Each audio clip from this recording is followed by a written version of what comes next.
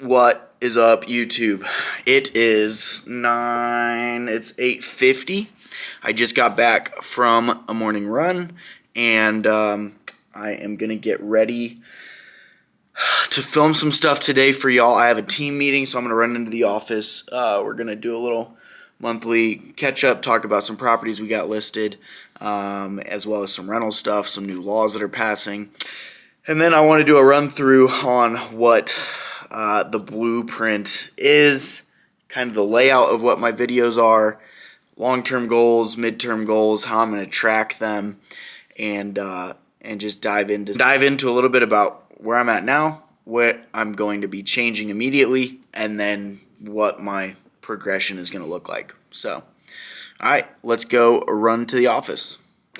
Thinking about something that I just wanted to spit out because it became very apparent to me again this morning, but I watched a video of a Navy general a long time ago talking about how making your bed in the morning is the most important step of your day, regardless of how small it seems. And I don't even really fully make my bed, but I woke up this morning and for the first time when my alarm went off, I got out of bed, I went and turned it off, I made my bed, and I went for a run. And I haven't done that in a long time. And the little sense of win that you get from just doing little actions like that, it just sets the stage moving forward for what your day is going to look like. Because even though it might be small things, your brain realizes that you told yourself you're going to get out of bed, Kobe, and you did. You told yourself you were going to keep your area clean, you were going to make your bed, and you did. You told yourself you're going to go for a run, you did. And so, boom, already like that, I'm 3 wins deep on the day when, it's 8 o'clock and I'm headed to the office. So, anyways, I grabbed some gas and water and, of course, daily caffeine. I have an issue, nonetheless. Ghost, sponsor me. Alright.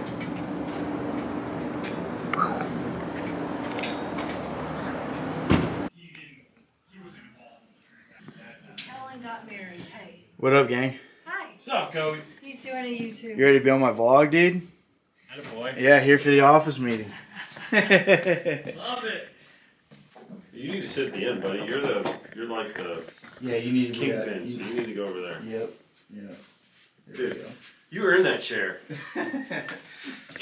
Oh boy! We're your grunt, buddy. We're your grunts.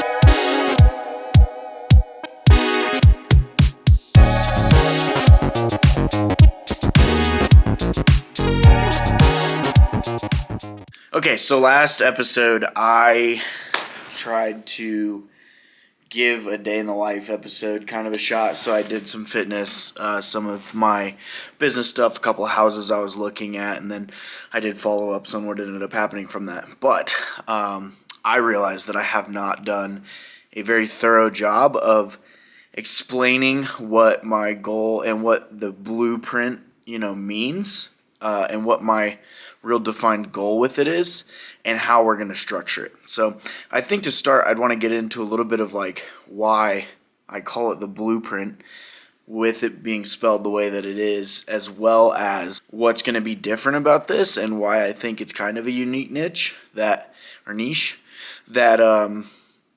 haven't seen explored too much as of yet. So there are all kinds of channels out there and I watch a lot of them as well, about different fitness supplements, pre-workouts, peptides, steroids, all these different things. And it's these YouTubers that'll say, hey, I am going to be the test dummy and I'm going to try all this stuff so that I can give you real-time feedback as to, what is effective, what works, what it does, what are side effects, all this kind of stuff. If my goal is to be a test dummy for, a lot of these different habits and routines and how to mix and match or what works and how I can fit a schedule around different types of prospecting and Blueprint, I want it to be kind of a map, like, or at least a map for my journey, and maybe somebody can watch that and glean something from it. Bloopers, because I think in a lot of these channels where we see influencers and they all, that they'll have the McLaren already, or they'll have, they'll be living in the penthouse, or they'll say, hey, I did this and now I'm here. But I want to show the bloopers of what happens when you're trying all these things and you're not making progress and you start to become somewhat depressed, or what happens when you get injured doing this and it sets you back, or what happens when you spend 1,000 hours cold calling and you get nothing out of it.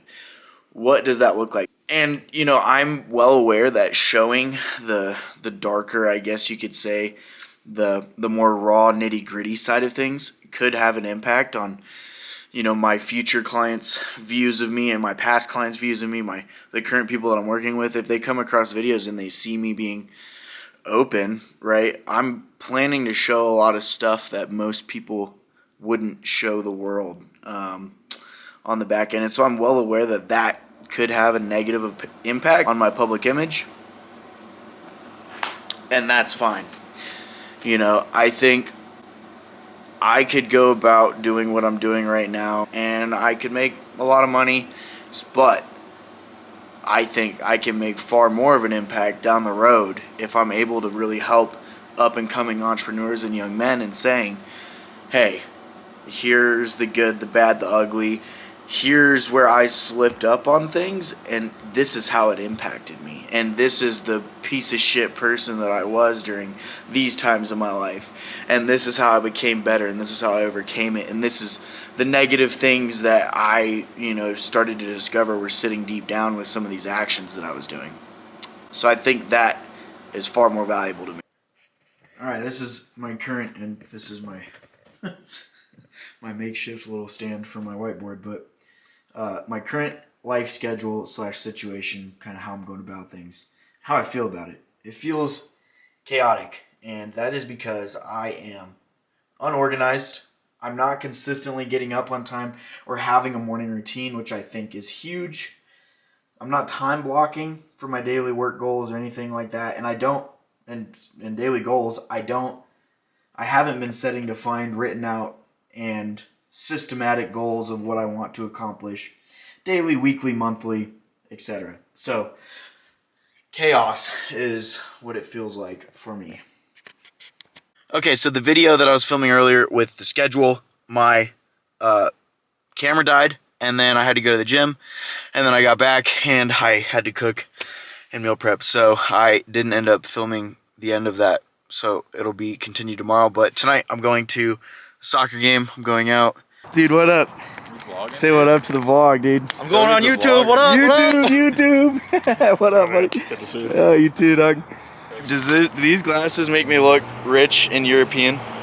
European. I feel like it's like rich and European. So if you talk in your German accent, European.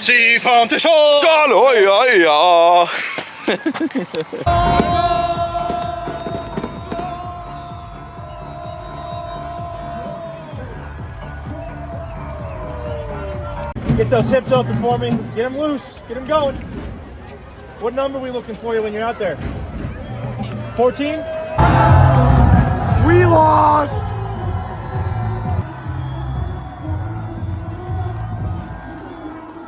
Went to a soccer game, and then the next day I was supposed to finish the board and film the content.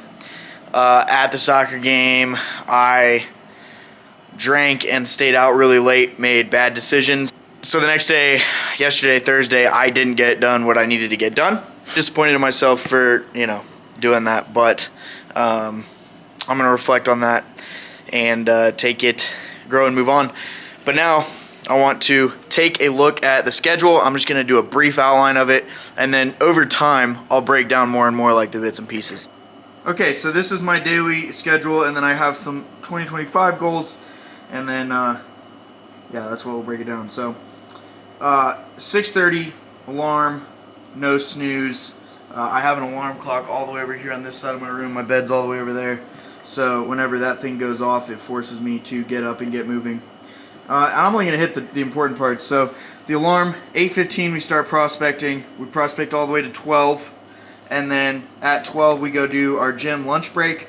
It's going to be 12 to 2, so 2-hour break there. We get back, I do all my real estate stuff, so whether that's inspections, appraisals, whatnot, I need to get into, I do that. At 5 o'clock I have an evening prospecting session for an hour, 5 to 6, and then I need to be doing client meetings, hopefully daily. And then at 7:30 my real estate work is done. 10:30 bedtime. So that gives me like 3 hours there at the end of the day to really break down and have my own time. Just some 2025 goals for fitness. I want to get down to 215 pounds. I have 3.5 months left. You know, that'd be about 25 pounds down. I have some ways that I think I'm going to go about. 6-minute mile, that might not be 2025, but I really want to work towards that, just cardio in general. My diet lifestyle, so water intake, protein intake, and then just overall very little alcohol and very little sweets. And then my functional fitness, again, that kind of ties in with the 6-minute mile.